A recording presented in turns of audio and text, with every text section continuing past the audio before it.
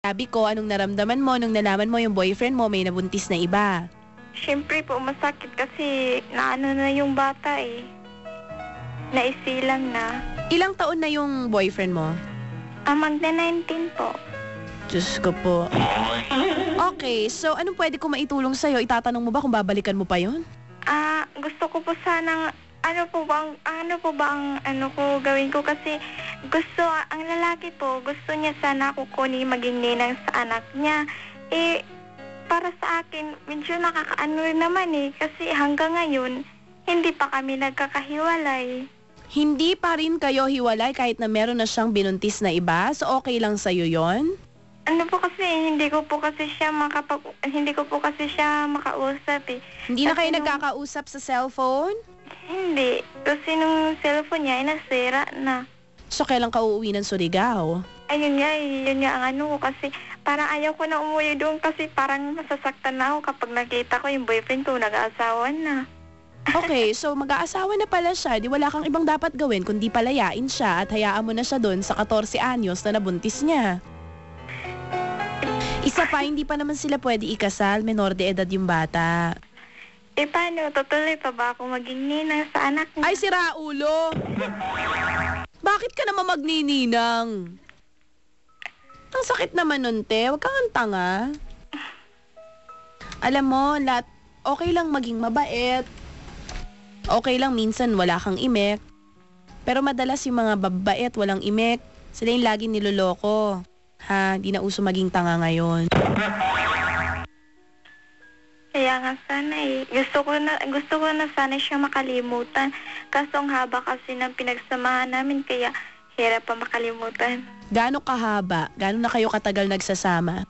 Ano po, mga 1 year at 9 months kasi pagka 2 years sana noon, pumunta na ako sa Surigao. Okay, Jeline. Opo.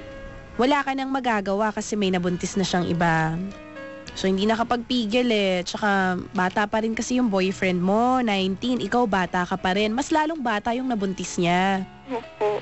So, hayaan mo na lang siya. Naalagaan niya yung magiging anak niya, pati na rin yung nabuntis niya, yung magiging asawa niya someday. Kung sakaling pakakasalan niya.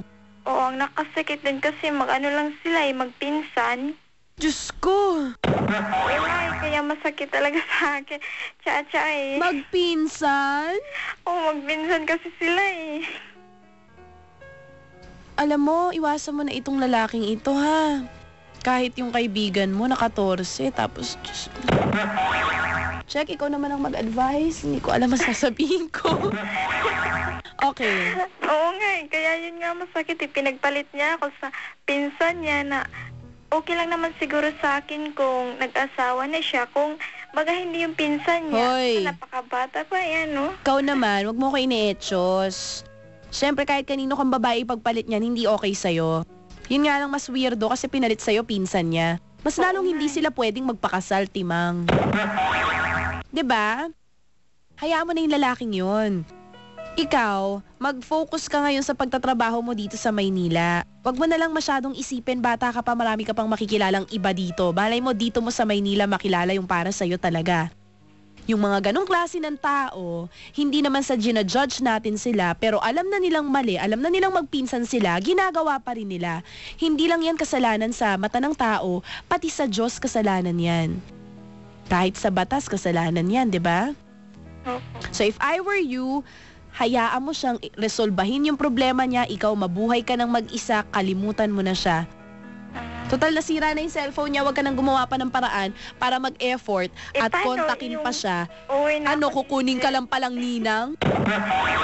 Kasi kung uuwi lang naman ako, magkikita lang naman kami kasi magkaano lang kasi kami ng lugar. Sabi dito, Jeline, understood na yon. Leave them alone. Forget the guy. Mukhang mahal mo pa yung lalaki, pero please wag kang magpakatanga dyan. They are both sick in the heads.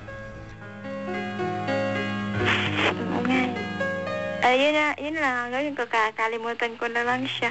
Saka kapag umuwi ako, didmahan lang, ganyan na lang. Huwag mo na lang masyadong isipin.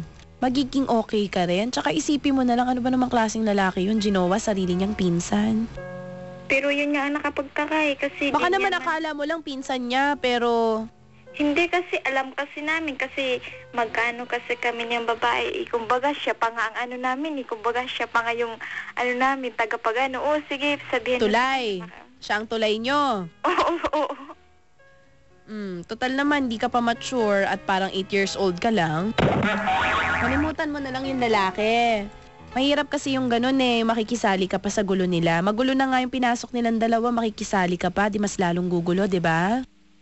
Hayaan mo na silang dalawa. Paano kung, paano kung uuwi ako tapos bigla na lang pupunta yung lalaki sa bahay? Kasi alam ko O, di pumikit ka para hindi mo makita.